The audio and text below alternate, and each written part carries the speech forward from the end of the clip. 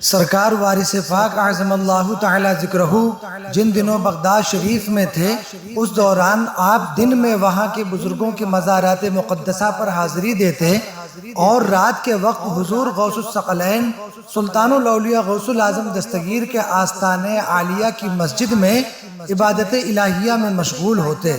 قدم آ کے خود اس کے منزل نے چومے ہے جس کے بھی رہنما غوث اعظم۔ بغداد شریف سے روانہ ہو کر آپ یکم ذی الحجہ کو مکہ معظمہ پہنچے اور حج کی سعادت حاصل کی، پھر مدینہ منورہ حاضر ہوئے اور وہاں بھی خوب روحانی و عرفانی سعادتیں حاصل ہوئیں۔ یہاں سے آپ بیت المقدس تشریف لے گئے اور انبیاء کرام علیہم السلام کی مزارات کی حاضری سے فیضیاب ہوتے رہے۔ اس کے بعد یہیں سے افریقہ کی سیاحت کا ارادہ فرمایا اور افریقہ پہنچے، وہاں بھی رشد و ہدایت کے سلسلے کا آغاز فرمایا۔ بعدہ پھر یہیں سے سعادت حج کے لیے مکہ معظمہ حاضر ہو گئے۔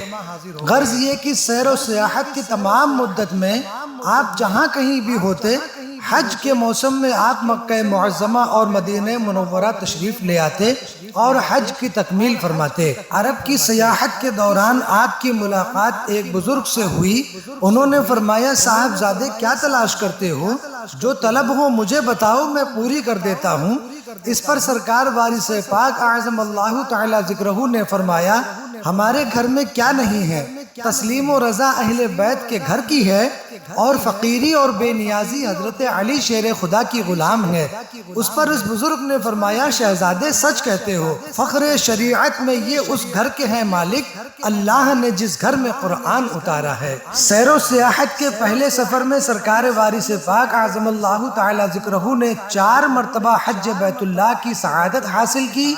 اس کے بعد پانی والی جہاز کے ذریعے بمبئی پہنچے، پھر یہاں سے اندور، اجین، اجمیر سے دہلی ہوتے ہوئے سن 1841 کو لکھنؤ تشریف لے آئے اور یہاں پر 1 ہفتہ قیام فرمانے کے بعد دیوا شریف آ گئے۔ پہلے تو ننگے سر ننگے پاؤں احرام پوش اللہ کے ولی کو دیکھ کر لوگوں کو پہچاننے میں دشواری ہوئی کہ یہ وارث پاک ہیں، کیونکہ جب آپ یہاں سے گئے تھے اس وقت آپ کا وضاقتہ، آپ کا انداز اس طرح کا نہیں تھا۔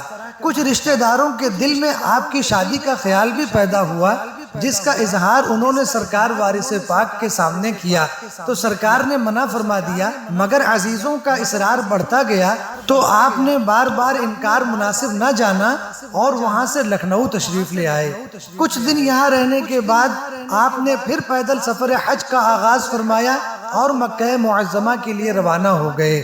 مکہ مکرمہ میں حج کے دوران سرکار وارث پاک اعظم اللہ تعالی ذکرہ کی ملاقات ترکی کے ایک امیر عبداللہ حاجب سے ہوئی۔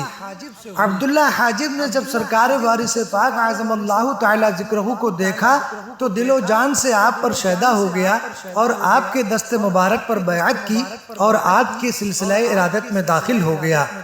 پھر اس کے بعد امیر عبداللہ حاجب نے ترکی آنے کی درخواست کی، جس پر سرکار راضی ہو گئے اور حج کی تکمیل کے بعد حسب وعدہ ترکی پہنچے۔ ایک دن عبداللہ حاجب اپنے پیر و مرشد سرکار وارث پاک اعظم اللہ تعالی ذکرہ کو لے کر شاہی باغ کی سیر کرانے کے لیے گئے، اتنے میں شاہی سواری بھی وہاں آ گئی۔ ترکی کے سلطان عبد المجید نے سرکار وارث پاک کو دیکھا کہ کس شان فقیری کے ساتھ آپ چادر بچھائے زمین پر جلوہ افروز ہیں۔ اس کے بعد میں سلطان عبد المجید اور خلافت عثمانیہ کے دیگر لوگوں نے اور سلطان عبد المجید کے اہل و عیال نے سرکار وارث پاک اعظم اللہ تعالی ذکرہ کے دست مبارک پر بیعت کی۔ اس کی تفصیلی گفتگو انشاءاللہ تبارک و تعالی اگلی نشست میں آپ سماعت فرمائیں گے۔ صلی اللہ تعالی علی محمد و آل محمد صلی اللہ علیہ وسلم۔